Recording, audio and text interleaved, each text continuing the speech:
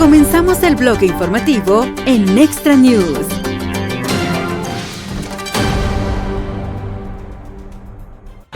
Please, airmen, at ease. It's good to be here with you. Please have a seat. I see we have some beautiful families out there. You know, I served a few years in the Marine Corps, and I gotta say, I'm pretty jealous. This is a pretty fine duty station, if I do say so myself. This is a beautiful country. I just spent the past few days here, actually. Some meetings, some downtime with the family, and we've had a very, very good time here in England. The United Kingdom, of course, is one of our great allies, so I think I speak for all the Pathfinders here. Is that right? When I say, and all the Red Dragon folks as well? When I say that we are proud of the special relationship, and we are proud to work together with our British friends right here at Fairford Base. God bless you all. So, here's a simple thing. We've got a beautiful country here. We've got a beautiful alliance. And I think every single one of you know that for over 100 years, we have worked with our friends from the United Kingdom to achieve great victories. And if you look at the long sweep of history, every time something big happens for the world, every time a great victory is won for freedom and for peace and for prosperity, it is almost always the Brits and the Americans that do it together, and we win every single time we go to war together. You guys know that as well as anybody. But it's not just about going to war, and it's not just winning when we do.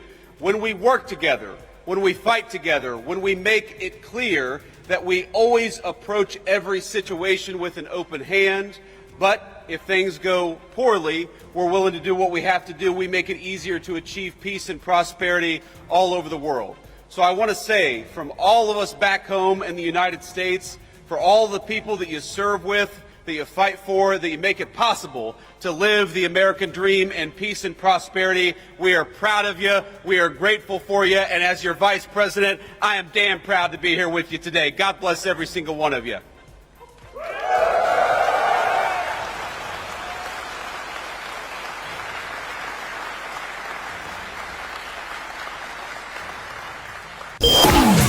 Now, it would be impossible for me to list every single thing that has happened just from this single base over the past 100 years, from World War I to our operations against terrorists in Yemen, the history of this base, of its mission, of all of the things that we've done with our friends from the United Kingdom. It is a very, very proud tradition. So I won't try to list everything that we've done, but you guys know the mission, you guys know the story, and you guys know the history. We have done so much with our English friends, with our friends from the UK, and I started I started the week at a place called Chevening with the Foreign Secretary of the United Kingdom, further south in the country in a county called Kent. And what we did is we worked on one of our most important shared security goals in Europe, which is the end of the war between Russia and Ukraine. The President of the United States came in 6 months ago, and I just talked to him right before I came on the stage, and he said very simply that we are going to make it our mission as an administration to bring peace to Europe once again. But as you all know, it is impossible to bring peace anywhere unless the bad guys are also worried that we've got a hell of a fine Air Force and a hell of a fine military to back up the peace to begin with. So what you guys do, even though you may not see it every single day, is you make it possible.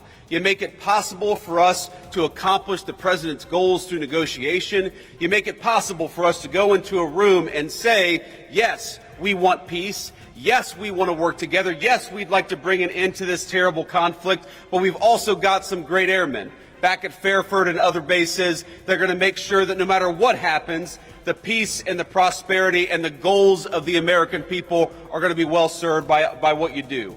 So I think if you look back at the last 6 months, if you look back at the number of lives that we've saved in Rwanda and the Congo, the President ended a 30-year war there. If you look at what we've done in the East Asia, where the President ended a conflict, in Serbia, Kosovo, where the President has brought peace to that area of the world, and now, in just a couple of days, with the President heading to Anchorage, Alaska, to try to achieve an end to this terrible war in Russia and Ukraine. You guys make that possible. You guys are the reason why we can go into a negotiation with strength. You guys are the reason why we have leverage in these conversations with world leaders, because they know that if we cut a deal, it is backed up by the finest fighting force anywhere in the world. And that is what makes your job so important, and that's what makes it so important and such a proud moment for me to be here with you today. Because nothing that I do, nothing that we do as an administration is possible without the hard work, the courage, and the skill that you guys bring to the job. Now, I mentioned earlier I was at Chevening meeting with the British Foreign Secretary. I've met with a number of foreign leaders just in the last, hour. I had a call with about 30 European leaders. And over the past couple of days, I've met with a number of leaders across the UK, across political parties, across the generations, because that's one of the great things about the UK's special relationship with the United States is it cuts across political alliances, it cuts across political parties, it cuts across generations, because we've been working together for literally centuries. And you know what every single person that I meet often tells me? They tell me about how impressed they are by the skill, by the determination, and by the dedication of the American military. You all are what make it possible for us to do what we do. When Marco Rubio, our great Secretary of State, goes to engage in some diplomatic negotiation, he knows that he's got the great people of the Secretary of Defense standing behind him. And that fact, the fact that people are impressed by you, the fact that so many people are frankly afraid of you, is why we're able to do what we do as an administration. So I just want to say from the President of the United States, who again I just spoke to, and he told me to give you this message. We're proud of you. We're grateful to you. We know that it's not always an easy job. We know there are often long hours, but I hope you know that the peace and the prosperity and the safety of your countrymen depend on you doing a good job, and we are damn proud of the job that you do every single day. God bless you all, and thank you for having your Vice President here in the UK.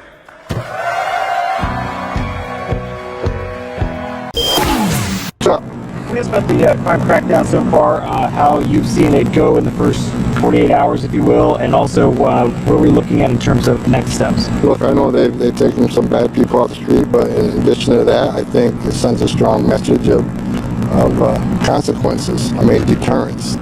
I think a lot of the criminals are staying off the street because they know there's an increased presence of law enforcement. They're going to take zero tolerance on criminal activity in D.C., as the president said. So I think it works both ways. Number one, taking bad guys off the street, actually arresting some folks. Second of all, the deterrence message is keeping people off the street from doing violent things, because they know there's an uptick in law enforcement. Do you fear, though, that if the time frame is set that after 30 days, hey, our authority's over, that then these criminals that took themselves off the streets might come right back? The president's authority is never over. The president's going to do what he has to do to make this country safe again in every city in this nation. Anything else? That was easy. Thanks, folks. Muy pronto, vuelve a escuchar las noticias más relevantes en este canal de noticias.